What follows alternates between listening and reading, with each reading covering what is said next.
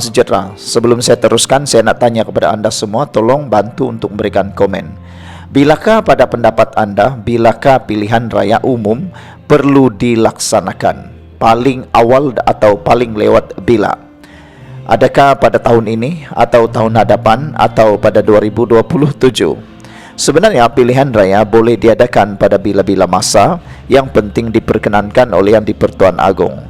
Selain daripada itu, pilihan raya boleh diadakan pada bila-bila masa, tetapi tarikh terakhir pilihan raya perlu diadakan ialah pada tahun 2027. Maknanya tidak boleh lebih 2027.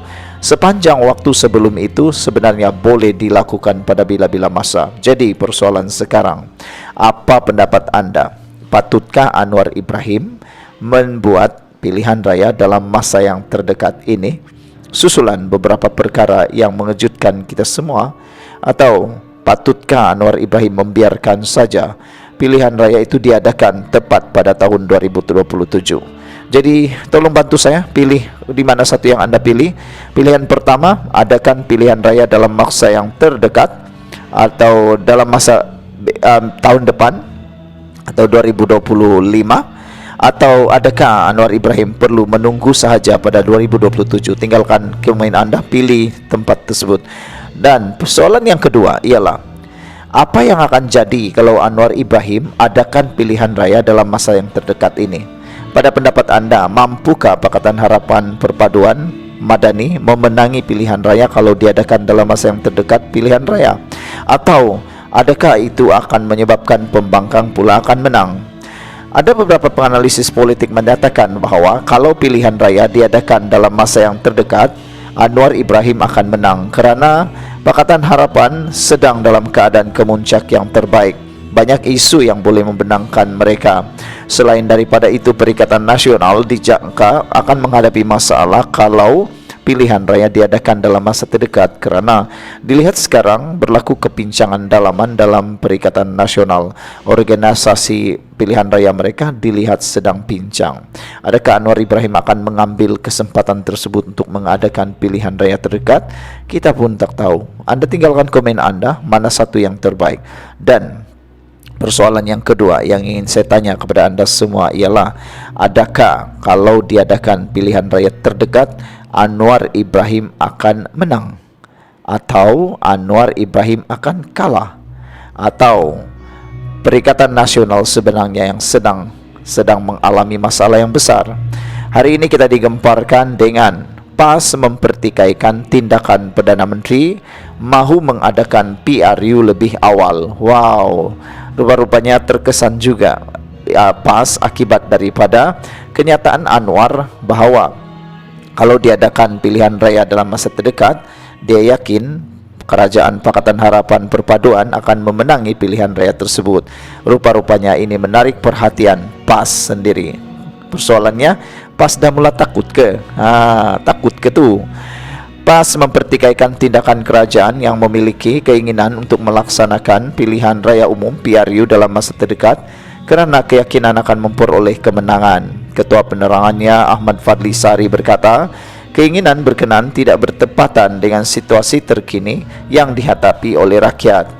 Kasihan kepada rakyat sewaktu rakyat bergelut dengan kos sara hidup semakin tinggi. Perdana Menteri Datuk Seri Anwar Ibrahim pula berkata, jika buat PRU sekarang, kerajaan akan menang. Anwar hanya bagi tahu, bukannya nak buat pilihan raya pun. PAS tu dah kenapa? Dah takut ke? Itu persoalan paling besar yang perlu dijawab oleh PAS. Sila tinggalkan komen anda, tekan butang subscribe. Salam sejahtera, terima kasih kerana bersama dengan saya di Nazlin Unity Channel. Hari ini kita digemparkan dengan keputusan di mahkamah bahawa Rosmah Mansur dibebaskan daripada pertuduhan, dan Akmal Saleh juga mengatakan bahawa ini satu perkara yang baik apabila Anwar Ibrahim mengakui ada kecacatan di dalam persediaan untuk pendakwaan beberapa kes. Dan apabila itu berlaku, persoalan saya kepada anda semua ialah, apakah perlu semua orang meminta maaf kepada UMNO? Perlukah para pemfitnah memohon maaf kepada UMNO? Benarkah UMNO? Saya nak tanya kepada semua penonton sekalian, pada pendapat anda, betulkah UMNO telah difitnah? Benarkah UMNO telah difitnah? Benarkah Najib Tun Razak telah difitnah? Dan benarkah Rosmah Mansur semata-mata difitnah kerana ada unsur marah, ada unsur dendam dalam politik? Benarkah apa yang dilakukan itu semua kerana unsur marah dan dendam politik?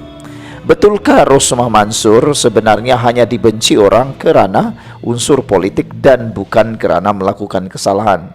Persoalannya, betulkah Rosmah Mansur tidak pernah menggunakan apa-apa uang milik negara?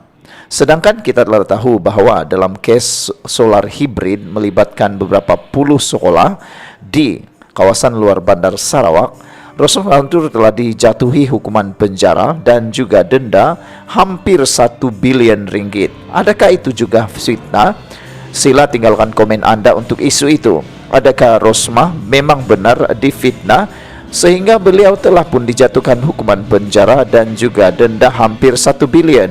Adakah keputusan itu juga adalah fitnah? Saudara-saudara sekalian, hari ini ada satu berita yang menggemparkan kita. Perlukah UMNO dimohon maaf ataupun para pemfitnah UMNO perlu memohon maaf? Saya nak tanya juga kepada anda semua, agak-agak siapa sebenarnya dalang kepada memfitnah UMNO ini? Siapa kepala kepada segala dalang memfitnah UMNO? Betulkah UMNO cuma difitnah sehingga menyebabkan kejatuhan kerajaan Barisan Nasional pimpinan Najib Tun Razak? Sekarang Najib sedang menerima hukuman penjara di penjara dan juga denda yang telah pun diberikan diskaun.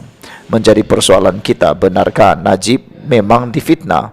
Bagi yang menonton video ini, sila tinggalkan dulu komen kamu. Patutkah orang mula memohon maaf kepada keluarga Najib Tun Razak dan juga kepada UMNO?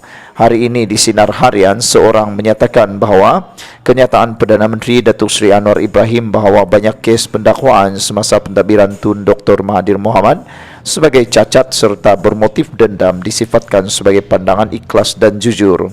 Bagaimanapun, Ketua Penerangan Wilayah Persekutuan UMNO Gulam Muzaffar mengingatkan bahawa Pakatan Harapan PH terdiri daripada PKR, DAP dan Amanah merupakan sebahagian daripada kerajaan ketika itu.